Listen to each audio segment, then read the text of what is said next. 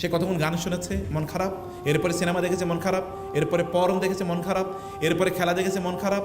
কোনো কাজে কোনোভাবেই তার মন ভালো হয় না। এরপরে ঘুমিয়ে পড়েছে, তারপরে ঘুমও হয় না। সকালবেলা যখন ঘুম থেকে উঠে তখন তার শরীর ম্যাজ করে। সে জানে না কি কারণে সে বেঁচে আছে, কারণ তার জীবনে সে মিনিংই বুঝে। আপনার জীবনে যদি আপনি মিনিং খুঁজে পান, তাইলেই সত্যিকার অর্থে আপনি বুঝতে পারবেন যে আপনি কেন আছেন। তখন এভরিথিং আপনি এনজয় করবেন।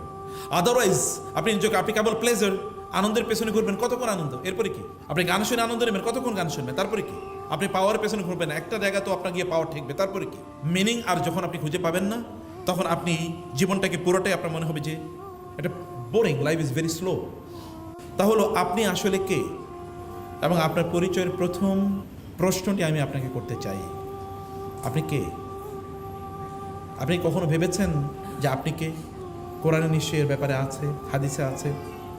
এবং নিশ্চয়ই আমরা যদি এই প্রশ্ন নিজেদেরকে করি, তাহলে এই প্রশ্নের উত্তর আমরা পাব। কিন্তু এই প্রশ্ন তো করি না, এই প্রশ্ন তো করি না। আপনি যদি এখনও দেখেন, সাইকোলজিতে বলা হয়, কোনো মানুষ যদি কোনোভাবে তার পরিচয় জানতে পারে যে তিনি কে, তিনি কেন, এর যদি তিনি জানেন, তাইলে এই মানুষকে আপনি ঠেকিয়ে রাখতে পারবেন না। আমাদের প্রবলেম, আমরা হাউ এর পেছনে ঘুরি, হোয়াই এর পেছনে ঘুরি না। আপনি জানেন হোয়াই কতটা শক্তিশালী? আপনি দেখবেন হোয়াই এর উপর মোটিভেশনাল প্রচুর পরিমাণ বই তৈরি হয়েছে বাজারে। হোয়াই ইজ ইম্পর্ট্যান্ট, কেন গুরুত্বপূর্ণ, কেন ইজ ভেরি ইম্পর্ট্যান্ট।